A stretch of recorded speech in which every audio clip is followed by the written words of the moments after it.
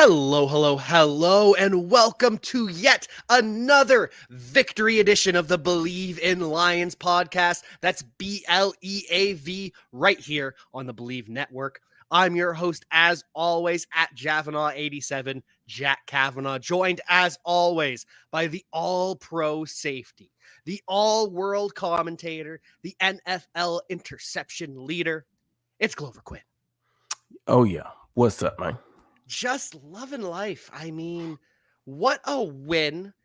A game that you need to win. You should win. You're favored, but to go out there and exercise those demons against the Minnesota Vikings, the division rivals, and continue our hunt for the playoffs, what a day. I mean, it was a great day, great game. I think, today showed that the Lions are primed and poised for a playoff run. They needed to get this win to start this last stretch of 5 games. Huge win. I think it's going to propel them right in, and I think we'll be seeing the Lions in the playoffs. It's certainly looking that way, especially with the rest of what happened today. The Giants lost to the Eagles as expected. They're now 7-5-1, which means to get to 10 wins, they've got to go 3-4 against the Commanders, the Vikings, the Colts, and the Eagles. Yeah, I don't think they win 3 out of those 4 games. I think they lose to the I mean, the only way they beat the Eagles is if the Eagles are sitting guys because of the playoffs. Um, but I think, and they may not do it for the Eagles, but I think if you got that number 1 seed and you got that bye, I don't think you need to sit your guys because they already got a week of rest. I mean, if they've played 17 weeks and haven't gotten injured, you can't sit here and say, okay, we want to protect them from injury. You got a whole week off. Let those guys play and stay sharp. You don't want to go into the playoffs off of 2 weeks without game action. So that may be tough for the Giants to get a win in week 18. I think the Commanders will beat them next week. I mean, they could beat the Vikings. We see the Vikings are very beatable, but the Vikings play very well against almost everybody else other than the Lions, right? So I could see the Giants easily going 1-3, in these last 4 games as opposed to 3-1 like they need to do. So I think the Giants they are trending downward for me. So I don't think they'll be playoff worthy. And this is obviously, I'm biased here because I'm rooting against the Giants, but the Colts are going to give them problems too. They've got a strong defense, a run heavy attack, which worked pretty well for the Eagles today, ran all over the Giants. So none of these are gimmies. And if the Commanders do beat the Giants this coming weekend, they will be 8-5-1. And to get to 10 wins, they'll have to win 2 out of 3 against the 49ers, the Browns, and the Cowboys. That's going to be tough as well because, with the Eagles, basically taking that division, the Cowboys are going to have to continue winning to get that wild card spot. So I don't see them sitting anybody. They're going to be playing. So it's going to be tough for the Commanders to beat the Cowboys. And then you look at who else you said in there? The 49ers. 49ers. That's going to be tough. We're going to see how Brock Purdy do today in his start. But the 49ers defense is still tough. So that's going to be a tough win for the Commanders to get as well. So I think it's going to be very difficult for either one of those teams to get to 9 or 10 wins. I just don't see, unless they just start playing incredibly, good. I don't see them, going on that type of run and beating these teams who are vying for playoff spots. And I think that's the biggest thing. You look at the Lions schedule, the Panthers aren't vying for a playoff spot. Nope. Although the South isn't very strong, I don't think the Panthers are vying for a playoff spot. I don't think the Bears are, and then come week 17, week 18, I think the Packers are out of it by then. Yeah. I think they're out of it. I mean, who do they play tomorrow? They're on bye right now. They're on bye? Yeah. I think the Packers are out of it come week 18. And so the Lions are playing for playoff spots. And then the teams that the other guys are playing, the 49ers, the Eagles, the Cowboys, like that's gonna be tough games for the Giants and the Commanders. So I think you probably end up seeing, one of those teams make a wild card. Um, but it also depends because you got Seattle in there as well. Seattle go on the run. You could end up with Dallas, Seattle, and the Lions in the playoffs, and the Giants or the Commanders don't make it. So it's going to be interesting going down the stretch. I like that you brought up the Seahawks too, because to get to 10 wins for them, and they would have the tiebreaker over the Lions, they have to beat the Panthers, which seems like they'll do. 49ers is in there, Kansas City, Jets, and Rams. They've got to win 3 out of 5. 49ers, KC, and Jets are all going to be Tough. teams vying for playoff seeding. Yeah, it's going to be tough. Like I said, I think the Lions got, just on paper, I think the Lions got the easiest route And as far as the strength of schedule with the teams. Now, like I said, you still got to go play the games. Still got to play the games, and you got to have some of these games on the road. So anywhere you go, there are no more inside games. Carolina, Chicago, Jets. Like I don't know where they got to go, but they're gonna have to go somewhere, and all those games are gonna be in the cold. So that plays a factor into it. So you still gotta go play the games, but just looking at it on paper, the Lions have the easier road to the playoffs. And they certainly received a boost today. A little shot of J-Mo did good for the Detroit Lions offense. Jameson Williams, his second target was a drop. He was just too distracted by the cornerback coming down. But his first target, his first NFL reception, 41-yard touchdown where he completely burnt the safety and was so fast that he actually had to slow down for Goff's ball, because I don't think Goff was ready for that pure blazing speed. Yeah, and the thing that, outside of that, yeah, you talked about the drop, but I think the biggest thing for me was you come out and you have that play early in the game, and you go up top. I didn't see another shot to him the rest of the game. Nope. His only other target was that little That swing little, pass. yeah, like, you won the game, you played a great game, but I'm just saying, like, okay, you have that kind of success early in the game. You got to take another shot in the next 3 quarters, at some point.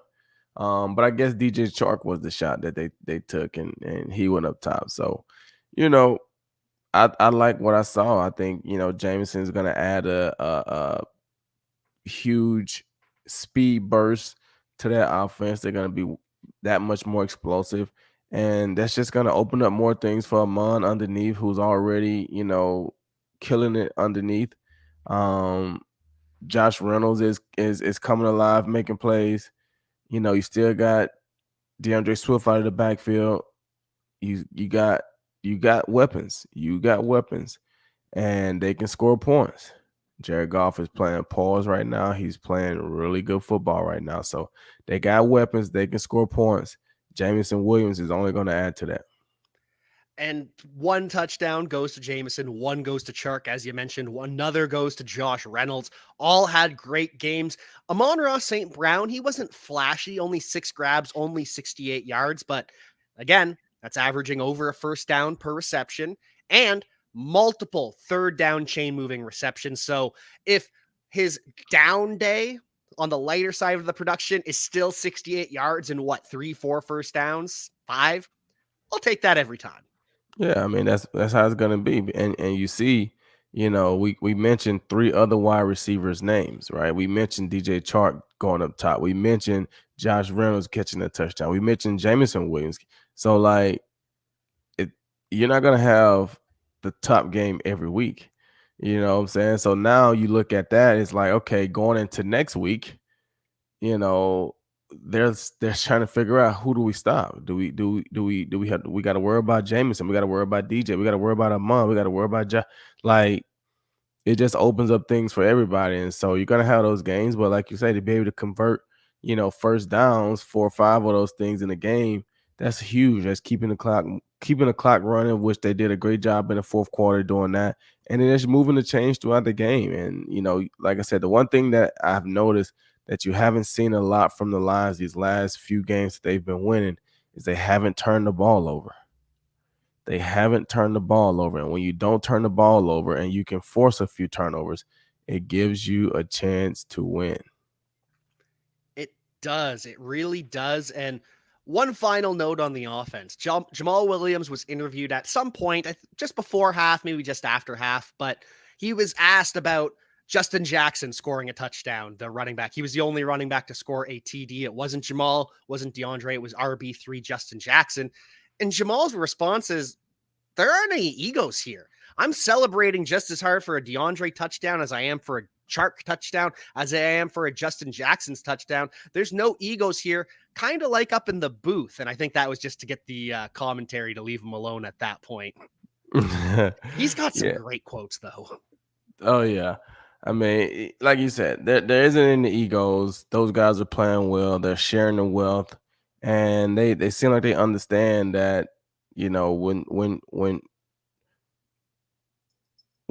like one of us eat, we all eat. You know what I'm saying? Like today may not have been Jamal's day for getting in the end zone, but these other guys are doing like it just you just never know from week to week, and you just got to go out there and play. But it just makes it so difficult for the other team to defend because you got so many weapons, you got so many things that you have to worry about, and I think it puts the Lions in a great situation moving forward to make that playoff run.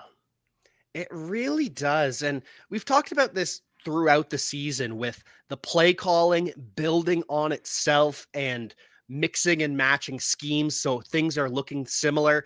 And a couple plays that really stood out to me. Number one was the fake crack toss to DeAndre Swift. They faked the pitch, something they've run for weeks on the goal line. Every time they get close to the goal line, DeAndre Swift's on the field. You know they're running a pitch.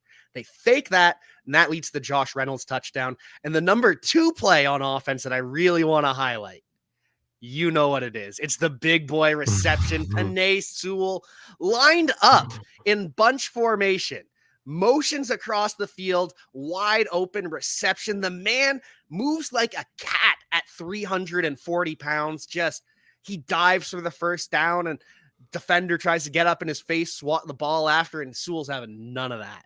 Yeah, that was pretty cool. It's a great play call, but that shows the type of athletic ability and that Panay has for the coach to feel confident enough to make that call in that situation, and for you to deliver soft hands. I mean, him running to the flats to the right and have to turn back to catch the ball, all hands, then turn back around and get the first down. That was pretty impressive for a big guy. And, that just opens things up because now you got to respect him. Now you got to respect him because he can catch the ball. He's shown that he can catch the ball out of the backfield. So that was a great play call, man. You got to give it up to those guys. They dialed it up and they executed, and everything is great when you do that. When you execute and you get stuff done, it's great. There's going to be something in the near future. We're going to see that formation again. We're going to see Panay in motion again. And there's going to be some little twist on it. I don't know if they're going to run to the backside or if it's going to be a drag by a receiver from the other side. There's going to be something that builds on what we've seen. And that's what over the last couple of weeks, the offense has just really meshed. No turnovers. And for the defense, they've been getting turnovers in bunches lately. I couldn't believe this when I heard it, but the Lions now have 12 straight games with a turnover on defense.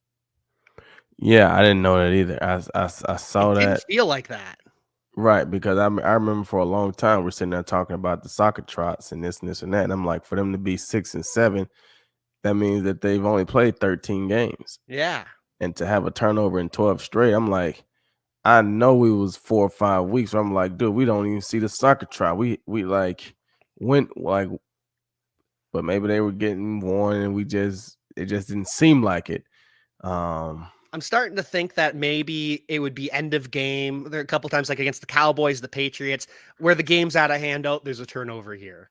Right. It had to be something like that because I don't remember No. 12 straight games of a turnover, but But I know that if you told me 6 straight, I'd believe that. yeah. I would say ever since the was it the Green Bay game at home? Yeah, Ever since the Green Bay game at home, they've the first game after Coach Pleasant got fired, whatever yeah. game that was, they've been playing. I think Jeff. He rips the ball out of Lazard's hand. They try to get the recovery on the sideline, like that game right there. That's when they started on the turnovers, and Kirby Joseph had the interceptions. Yeah. The ball just finds Kirby Joseph's hands, doesn't it? And Well, it it's you go ahead. You explain it. I mean, the thing is, you make plays when you are around the ball. Yeah. So when the ball goes in the air, if you're around it, you get an opportunity to make plays. When the ball is on the ground, if you're around it, you get an opportunity to make plays. So that's why it's so very important to hustle and run to the ball, because you never know when the ball is going to get on the ground and you get a chance to pick it up. You never know when the ball is going to get tipped in the air and you get a chance to catch an easy interception. You just never know. So you have to be hustling and be around the ball. And he has a nose for being around the football. And when you're around the football, sometimes good things happen for you. You know a little something about that, making Just a little bit. some turnovers once or twice, whether it's interceptions, forced fumbles, fumble recoveries. Glover Quinn could do it all. So can Kirby Joseph, it seems. And that play was super interesting because I didn't realize it in the moment. But I went back and watched it. They were actually setting up for a little pop pass there from Dalvin Cook, but the center, who was the backup, he just gets completely blown up by Isaiah Buggs. And that's why Cook's kind of holding it awkward and it's so easy to punch out. But I'm not complaining. Yeah, I mean, it was crazy. I saw it as it was happening because it didn't look like Dalvin was like really trying to run, Mm-hmm. and I didn't see anybody break free. But if you go back and look at the replay, if he'd have had another couple seconds, it would have been a touchdown. But to get the pressure, he's trying to execute the play so you don't have the ball in a secure position. Far as being able to run the ball, you get those big D linemen break through their linebackers. Somebody swipe down and hit that ball. It's coming out every time, and I mean that's a helpless feeling for him laying on that ground, and you can literally see the ball rolling back, and it's a fumble, and all you see are the Lions players. Luckily, Kirk Cousins was able to get Kirby on the ground, but great play by the defense. Awful play calling by the Vikings. A lot of I love the shot at the Vikings too, but a lot of great plays by this defense. We saw for the third game in a row, James Houston sack. He now has 4 sacks on the season, 4 sacks, 3 games. Aiden gets one later on in the game. We I also thought he see had 2. they ended up giving that one to James Houston. Oh, okay. It was they and it could change still. You know how those stat corrections come in, right? So he's got one for sure, possibly 1.5, 2. So, but And I mean, that puts him at what, 7? I that was puts him sitting at there 7 for sure. during the game. I was like, all right, that's 2 for Aiden. That puts him up at 8 with 4 games left to play. He could he'll be a double digit sacker, 2 interceptions. Like he'll end up having a pretty good stat line towards the end of the year. And He these are going to be the games and the plays that they remember. Nobody's going to really remember or care so much as to how the season started. They may talk about, it started out slow, but the streak that the Lions have been on, if you think back, Aiden Hutchinson has made some big defensive plays, interceptions in there, forcing interceptions to Jeff Okuda, like sacks. He recovered a fumble against I don't know who that was. He recovered a fumble against Packers, might have been the Packers or somebody, one of those teams. Bears. Bears, might have been the Bears, yeah. Recovering so he's made some big plays down the stretch, and this is what people remember because these are the games that matter. These are the games that matter. You play well in the games that matter down the stretch. That's what people remember. Nobody really remembers from that standpoint what happened in week 1. Like, yeah, he didn't have a sack. Okay, but he still ended up with 13 of them. Like, you know what I'm saying? So I think he's on a good path. I think he's gonna end up with a pretty good stat line. I sure think so. I sure hope so. The entire D line just bringing it today. Kirk Cousins under a lot of pressure. No run game to speak of for the Vikings. 22 yards rushing on 17 carries. Just couldn't get anything going. Love to see that. And at times it helped the secondary, but at times it did not, because we do have to talk about Justin Jefferson. I mean, I think, you know, you go back to what I said earlier in the week. Those things like that are okay.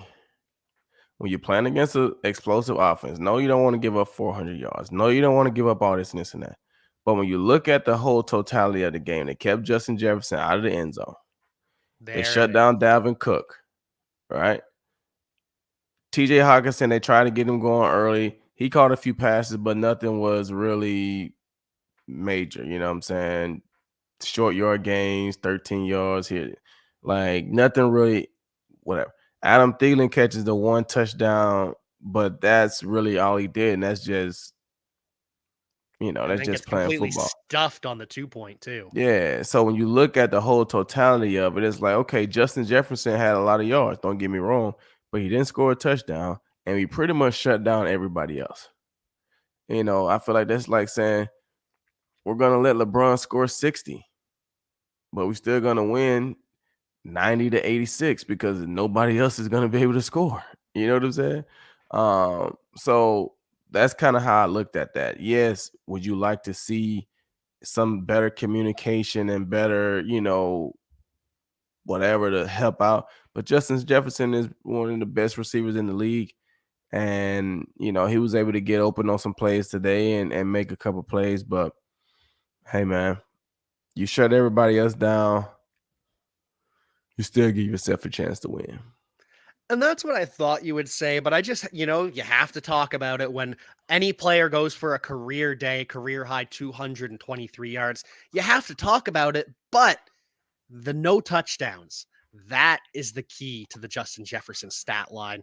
And the second key to that is it's a loss. Right. Like if I was having to do rank, top performances of the week, at this point I wouldn't have Justin Jefferson, even though he had 200 something yards. He didn't have any touchdowns and they lost the game. It's hard to, that's just kind of how it is. You have to win the game. You gotta I remember when we used to do like player of the games and this and that. It would suck, when you battle and you battle, and you never get player of the game. You never get player of the game, but then you go out and you have a great game, right? You catch an interception, you do this, you ball, but then you lose the game, and we don't give our stuff for when we lose the game. And then you win the game, but you didn't have that type of a game, so you just like, so it sucks for him. But at the end of the day, you go and catch that 220 something yards, you throw in another touchdown, and y'all win the game. Yeah, we're talking about one of the greatest performances. But right now, we can't talk about the performance that you had because we're talking about how the Lions played better and did enough to get the win. And Justin Jefferson seems like that kind of receiver where he's not going to be celebrating after this game. He's going to take it personally because last time in the win, the Lions held him to 14 yards and he didn't mind at the time. But you could tell this week in the media that he was getting sick of being asked, oh, 14 yards. You only had 14 yards last time. So he was primed for a big day. He was ready. He was excited. But there ain't no way he's enjoying those 223 yards after a loss. No, he's upset. He's upset. And, at the end of the day, as a wide receiver, it takes two. I mean, Kirk Cousins was looking for him. And like I said, when you're looking for him, he's going to make some plays, but you may miss times where Thielen is open, Osborne, and I think Osborne caught a touchdown, right? But that's the only catch I remember him having all day. Yep. So, like I said, if you let Dalvin Cook go for 80 yards rushing, that's a different ball game. You let Adam Thielen go for 6 catches for 82 yards, that's a different ball game. But to be able to shut everybody else down for the most part, I'm okay with that. No, you don't want to see that many yards put up, but at this point in the season, you trying to win football games.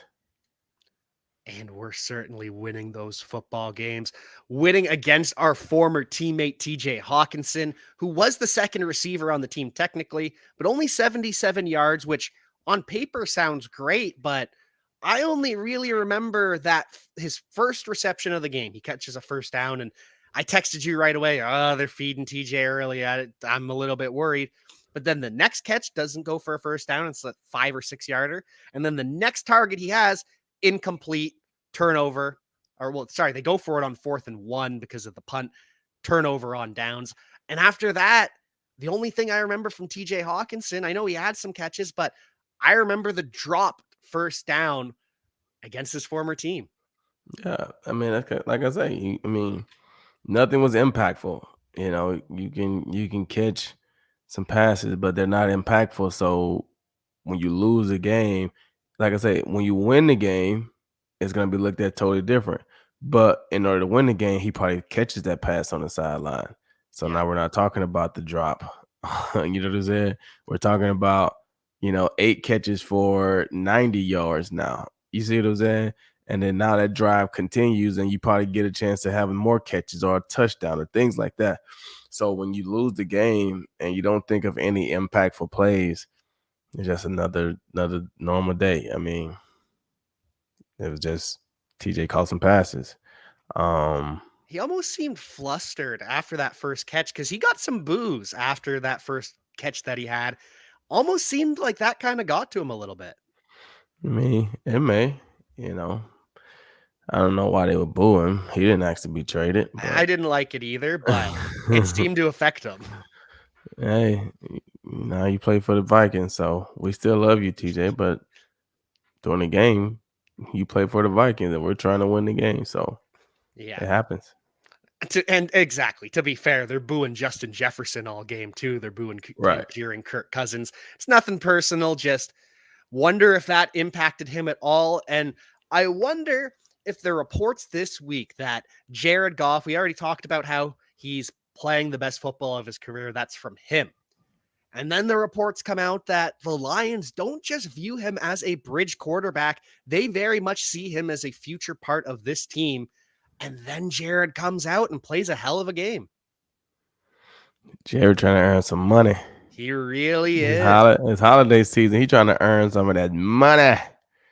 Give me that money. And he's showing over these last few weeks. If I don't turn the ball over, we can run the ball. You give me some weapons, I can spread it around. I could be a solid quarterback. This is what he did in when he was with Los Angeles, right? Run the ball, tie Gurley, hand it off, and then you give him some weapons. You give him guys that he can throw the ball to, and you don't turn the ball over. You let your defense work for you. Let your playmakers make plays. Hey, show me the money. When it comes down to it, football is pretty simple, all things considered. Play solid fundamentals, don't turn the ball over, and spread the love around. Get your playmakers the ball. Things are going to happen.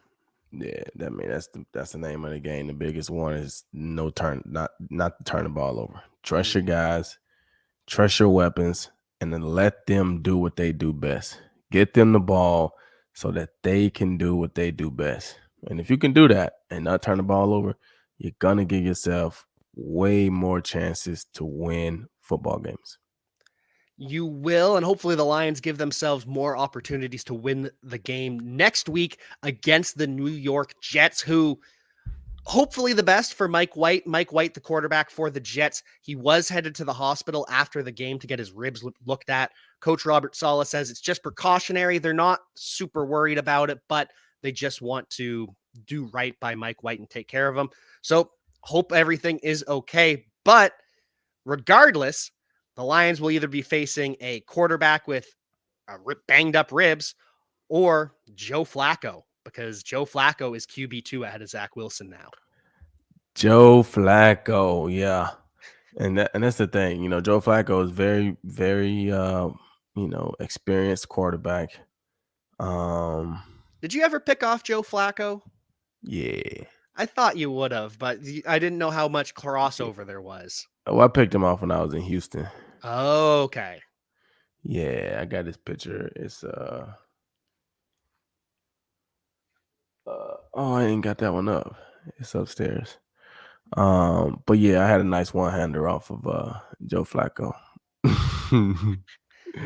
The year they won the Super Bowl, actually. Ooh, Yeah, that's quite an accomplishment too. yeah. But Joe is a experienced quarterback, and the thing about him though, he is very much immobile. So we could see Aiden Hutchinson go for and James Houston go for a combined, 5 or 6 sacks, you know. And if they're playing in New York, it's probably gonna be cold. Joe ain't played all year. It's gonna be cold out there for Joe, man. Those These young boys come around that corner on Joe. Uh, they better hope that Mike can get healthy. But then it's gonna be tough on him. The ribs are no joke, man. Oh, the We saw it ribs are with no Justin joke. Herbert. It was over a month before he was even okay. Man, I remember in 2016, we're playing the Seattle Seahawks in the playoffs, and we played Green Bay in the last game of the season to try to. Man, I had hurt my ribs in one of those games before Green Bay. And then I had a collision with the big fullback that Green Bay had, and I hurt my ribs again. Oh man, going into that playoff game against Seattle, oh, I had to get my junk numbed up. Like, man, that trash hurt it so bad. Oh, you don't want them ribs, man. You don't want that. Just Mm-mm. every single breath, every step just hurts, right? Oh yeah, painful though. Like really painful. So I can only imagine a quarterback, you know, still getting hit.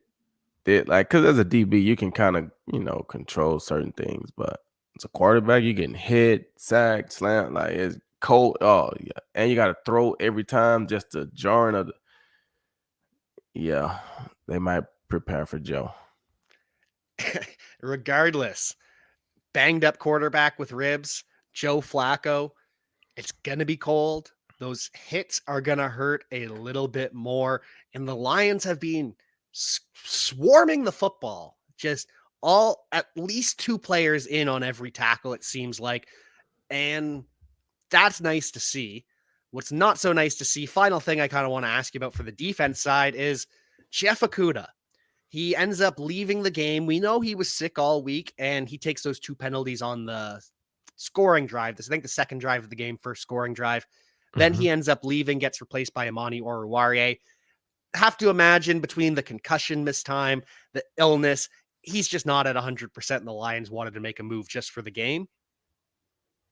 Yeah, I mean that's what I would assume. I didn't see anything that would say otherwise. I didn't see any kind of No, ankles or knees or head or anything like that. So you just have to assume that he's probably just sick and you dehydrated and you're feeling weak, or you just still probably battling some of the illness or whatever. And it just um because he didn't start the hopefully game. that's what it is. He didn't start the game either, and then he subbed in. So I imagine the plan all along was, all right, you're going to mix in and out because you're not fully fresh.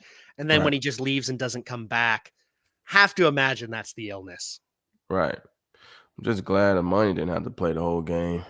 Whew, Saw him in a couple times, and I got a little that bit would have been terrified. brutal. That would have been brutal. Yeah. Oh, nightmares. All Yeah. things considered, though, a win is a win, and this was a pretty damn good win over the division rivals. A playoff game for the Lions. Pretty much every game from here on out is a playoff game because if you win, you control your destiny. Yep. And that's what the Lions want to do. They want to control their destiny. They want to win the games.